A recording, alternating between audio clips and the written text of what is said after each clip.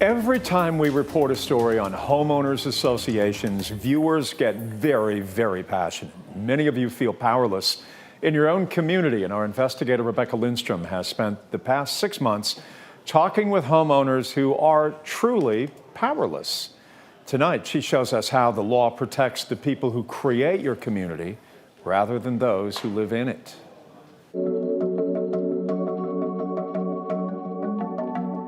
The village at Town Lake is a beautiful community. When we moved into this community, it had a pickleball court.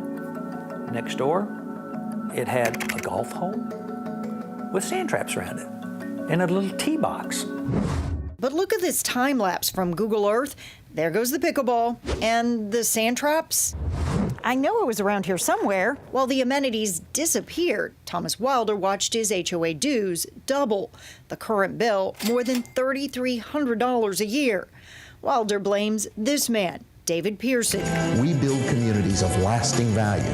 As the developer, he wrote the rules that govern the community. He named himself head of the HOA and also hired himself to manage the property, approving a hefty fee for the service, $79,000 a year in this community alone. And it makes me mad as hell, and I'm tired of taking it. And he is not alone. Homeowners in 3 other Pearson subdivisions also reached out to 11 Alive, upset with the same costly circle of power. Some communities do have a tennis court and playground, but according to the budget report, homeowners here in Tanglewood are paying $21.50 a year in HOA dues, despite a tiny pool and a clubhouse so small you couldn't even throw a party. It's $17.50 in Mountain Brook, where there is a huge playground and clubhouse, but at one point, the weeds on empty lots were thigh-high and the swimming pool green. If you were to try to sell your house right now, do you think that it would be difficult? Oh yeah, absolutely it'll be difficult because of the HOA dues. Hi, David. Hi, Rebecca Lindstrom with 11 Alive News. We tried to talk with David Pearson about it. We emailed, called, even went to his office hoping to ask him a few questions. Is there a reason why you won't talk with me, Mr. Pearson?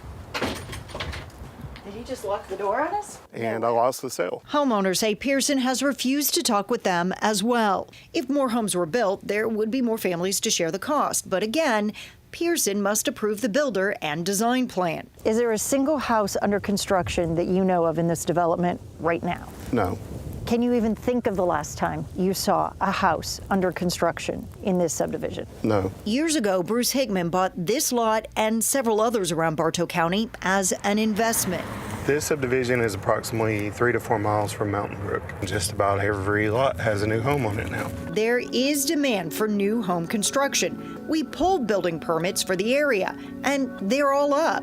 But this bird's eye time lapse of the past 10 years shows little in this subdivision has changed. So my issue is, why do I need to keep paying HOAs and taxes when I can't sell the lot for someone to build a home on or build a home on the lot myself? According to the covenants written by Pearson, banks, investors, and homeowners have to pay dues, but he does not. And depending on the community, he's given himself 10 to 20 votes for every empty lot. As you can see, Pearson owns a lot of lots. Wow. Wow, because actual homeowners only get 1 vote.